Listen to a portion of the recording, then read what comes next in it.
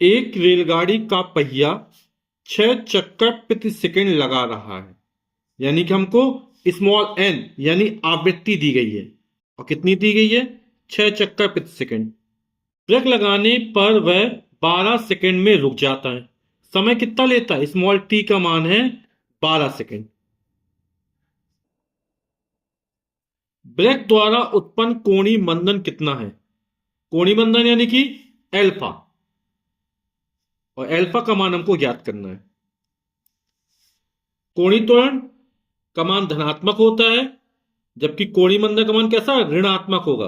कोणीय वेग लगातार क्या हो रहा है? घट रहा है, कम हो रहा है, तब वहां पर क्या होता है? कोणीय मंदन होता है। ठीक। अब यहां पर जो रेलगाड़ी का पहिया है वो 6 चक्कर प्रति सेकंड लगा रहा है ना। आवृत्ति हमको दी गई है, तो हम क्या निकाल लेंगे? इस रेलगाड़ी के पहिए का प्रारंभिक कोणीय वेग निकाल लेंगे, यानी ओमेगा जीरो का मान निकाल लेंगे। तो ओमेगा बराबर क्या होता है?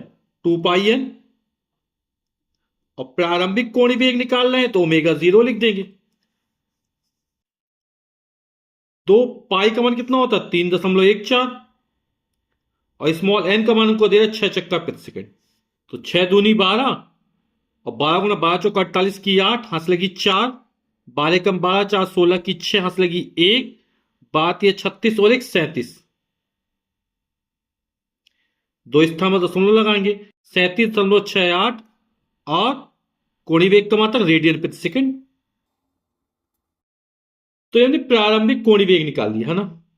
और 12 सेकंड में जो रेलगाड़ी का पहिया वो रुक जाता है, यानी कोणीय वेग क्या हो जाएगा? शून्य हो जाएगा। यानी अंतिम कोणीय वेग जो ओमेगा का मान है वो कितना हो गया? जीरो हो गया। हमें अल्फा का मान ज्ञात करना है। टी दिया गया है, ओमेगा जीरो दिया गया, ओमेगा दिया गया है। तो हम क्या करेंगे? कोणीय गति के प्रथम समीकरण का प्रयोग कर देंगे, तो अल्फा का मान निकल आएगा। तो कोणीय गति का प्रथम समीकरण जो है वो रेखीय गति के प्रथम समीकरण, ये गति के प्रथम समीकरण से मिलता जुलता है। v = u + at होता है। v क्या है? अंतिम वेग, तो यहां अंतिम कोणीय वेग ओमेगा हो जाएगा। u प्रारंभिक वेग है, तो यहां प्रारंभिक वेग ओमेगा जीरो हो जाएगा। प्लस ए वहां त्वरण था, यहां कोणीय त्वरण हो जाएगा। और t, तो ओमेगा बराबर omega zero plus alpha T. ये क्या है? यह घूर्णन गति का प्रथम समीकरण है। तो घूर्णन गति का प्रथम समीकरण ये हमने लिख दिया। ठीक। सबके मान रख देते हैं। ओमेगा का मान कितना? जीरो है। ओमेगा जीरो का मान 37.68।